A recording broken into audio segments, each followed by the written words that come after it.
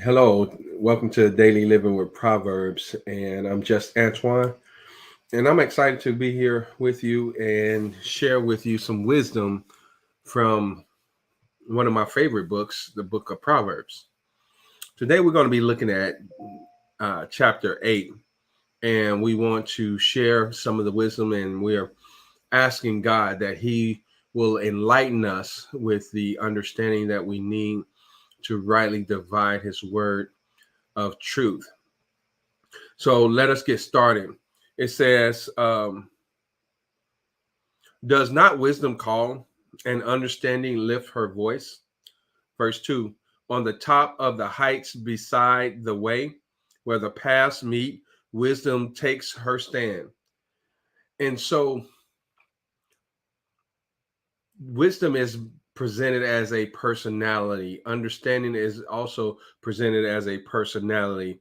And we have to realize that they are available and they're always talking to us and giving us directions and trying to convince us the best routes to take to maximize our lives. And so we have to give heed.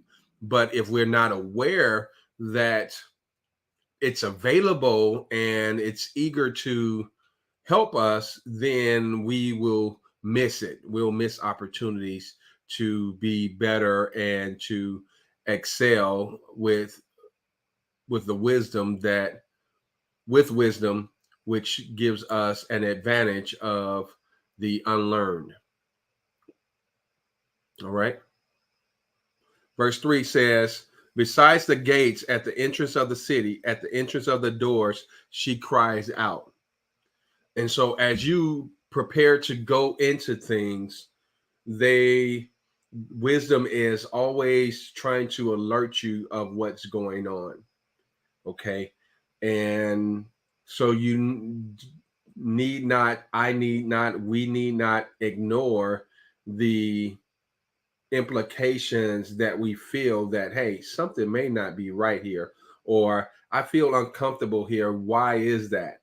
And really stepping aside and evaluating what could possibly this be, why I'm feeling this way, why I'm sensing what I'm sensing, and not just run over it and ignore it. Verse 4 says, to you, O men, I call, and my voice is directed to the sons of men. And so, uh, men denoting leadership, also the son of men denoting um, lineage, and attached to the King of Kings and the Lord of Lords. And so, and it also includes women as well. And so we have to realize that their wisdom is calling unto us, and it knows where we are, it knows who we are, and it's wanting to convince us of the usage of wisdom will grant us the best life, a much better life, and the best life. Verse 5 says, O ye naive or inexperienced, who are easily misled, understand prudence and seek after astute common sense.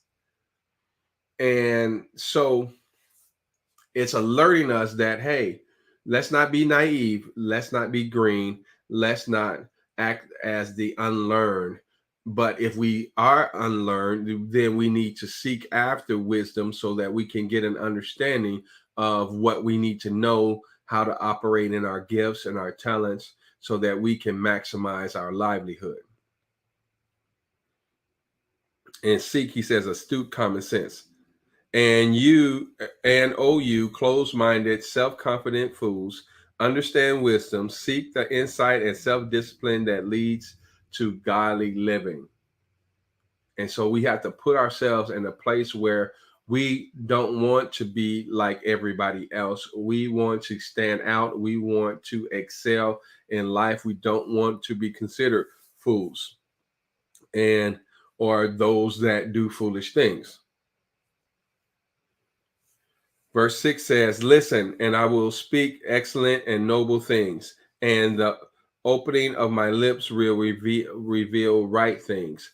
And so, if we would just listen and pay attention to those that are expounding on wisdom around us, and if we sense folly um, coming from another individual, then that's when we shut stuff down, right? Because what we lend our ears to is very important, and who we lend our ears to is as important. And so we want to be in the close proximity of those that are wise and that can give us wise counsel.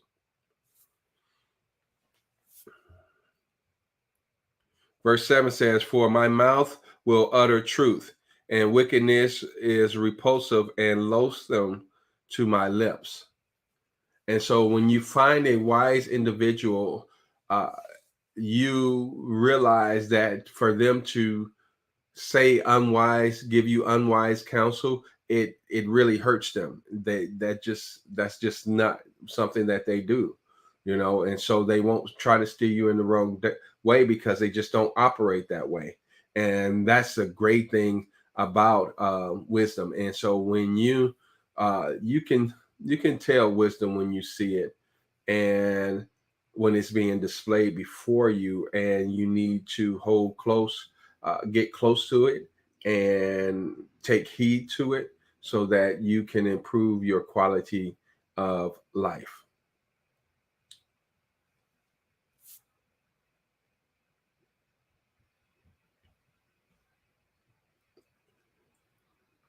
It says, verse 8 says, all the words of my mouth are in righteousness, upright in right standings with God. There is nothing contrary to truth or perverted, crooked in them.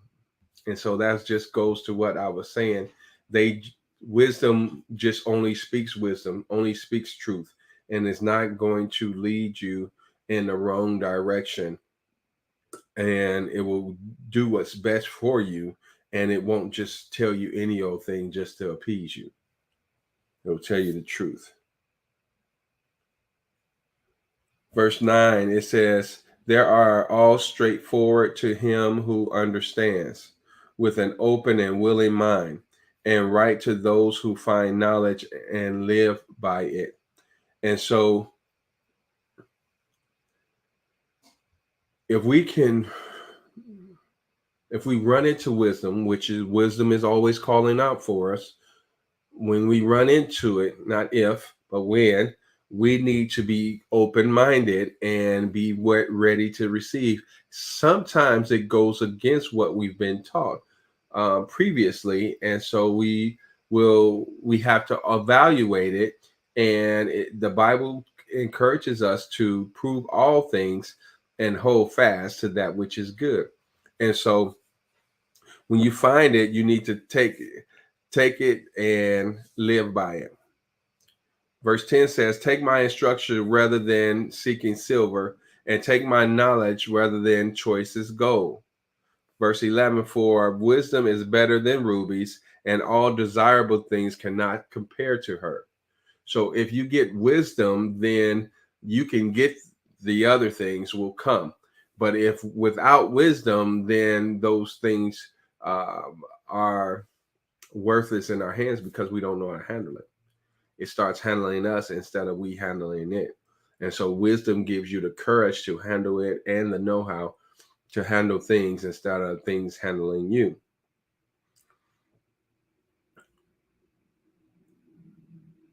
Verse 12, I, godly wisdom, reside with prudence, good judgment, moral courage, and astute common sense. And I find knowledge and discretion.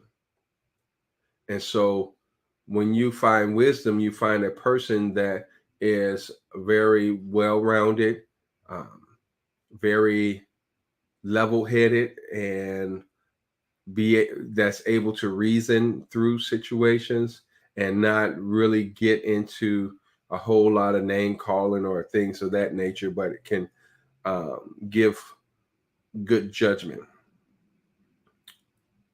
Verse 13, the reverent fear and worship and worshipful awe of the Lord includes the hatred of evil.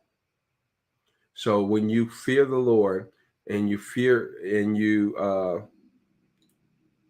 hate evil, it says pride and arrogance and the evil way, then you'll find yourself walking in the providence of God and the wisdom of God. Verse part B or C of verse 13 says, and the perverted mouth I hate. And so when you find wisdom, wisdom is not going to it's not going to set well when the person is speaking unwise and foolishly and doing foolish things. It's just not going to set right with the wise. Pardon me. Verse 14 says,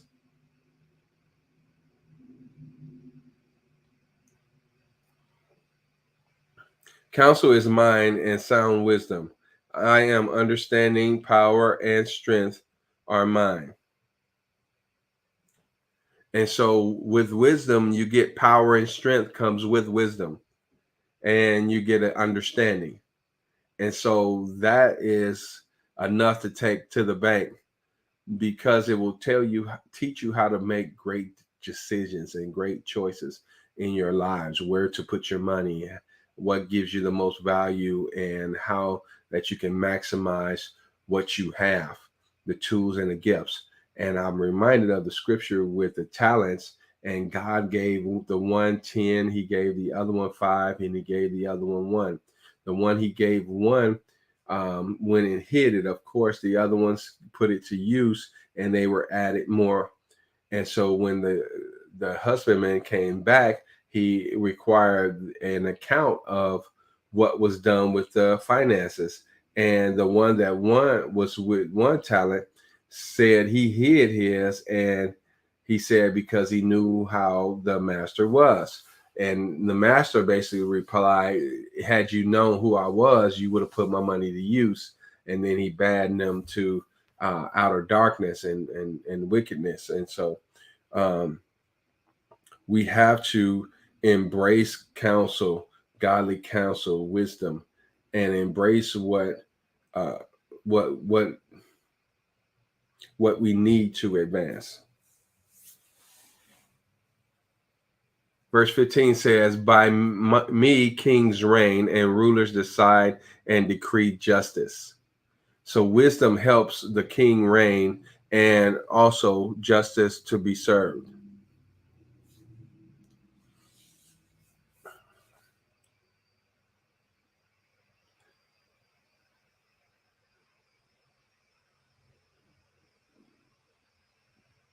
Verse 16 says, by me princes rule and nobles, all who judge and govern rightly.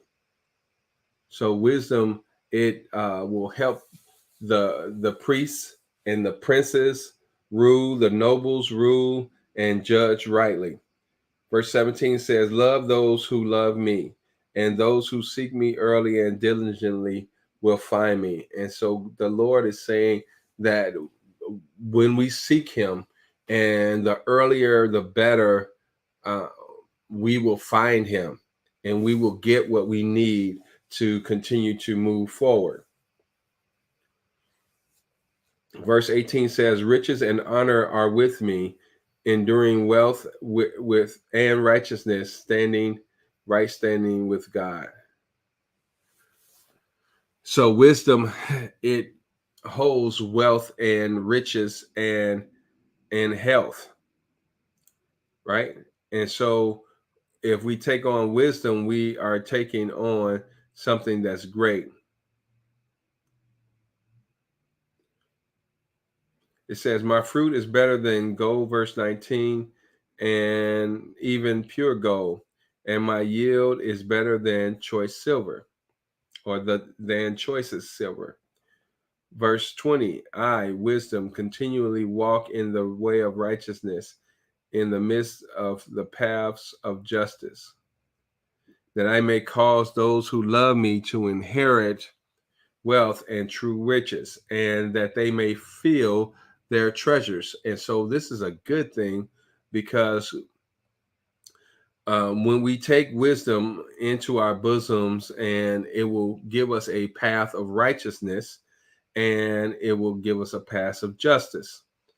It will cause us to love our inheritance and wealth and true riches that may be filled with treasures. Verse 22 says, "The Lord created and possessed me at the beginning of his way, before his works of old were accomplished." And so if you realize that God has set you up before your mother and father got together, he knew you and ordained you to be a prophet unto the nations, to speak to different nationalities and personalities the goodness of the Lord. Verse 23, "For everlasting I will establish and ordain. From the beginning, before the earth existed, godly wisdom, existed. When there was no chosen depths, I was born. When there was no fountains and springs overflowing with water." So it sounds like he was born in hard times. Excuse me. While he had not yet made the earth and the fields, or the first of the dust of the earth, when he established heavens, wisdom was there. When he drew a circle upon the face, of the deep. Verse 28, when he made firm the skies above, when the fountains and springs of the deep became fixed and strong. Verse 29, when he set for the sea its boundaries, so that the waters will not transgress, the boundaries set by his command. And so when he marked out the foundations of the earth, and so when wisdom says that I was present when God made the heavens and the earth, when he formed the oceans and the seas, that he was present. He was present. And so he knows what's going on with you and can handle what situation you find yourself in if you would apply wisdom. Verse 30 says, "Then I was beside him as a master craftsman, and I was daily his delight. Rejoice before him always." And so we have to get to the point where we know that wisdom has been granted unto us, we accept it, and we apply it to our daily life.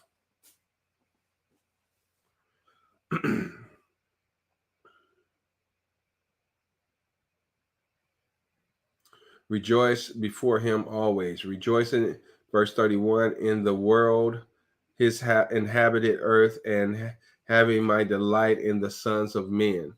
That's a great thing for the people of God. For verse 32, "Now therefore, O sons, listen to me. For blessed, happy, prosperous, and to be admired are those who keep my way. He pay attention to instructions and be wise, and do not ignore or neglect it." And so when wisdom presents itself, let's not be neglectful of her presence, and know that, hey, it's for our delight, it's for our benefit, that these things are coming to us, and the things are wisdom. It says blessed, prosperous, I read that. Verse, again, blessed, happy, prosperous, to be admired is the man who listens to me, watching daily at my gates, waiting at my door post. And so when you're seeking out wisdom and you want to be a companion with wisdom, wisdom will show up, right? It will not cast you away.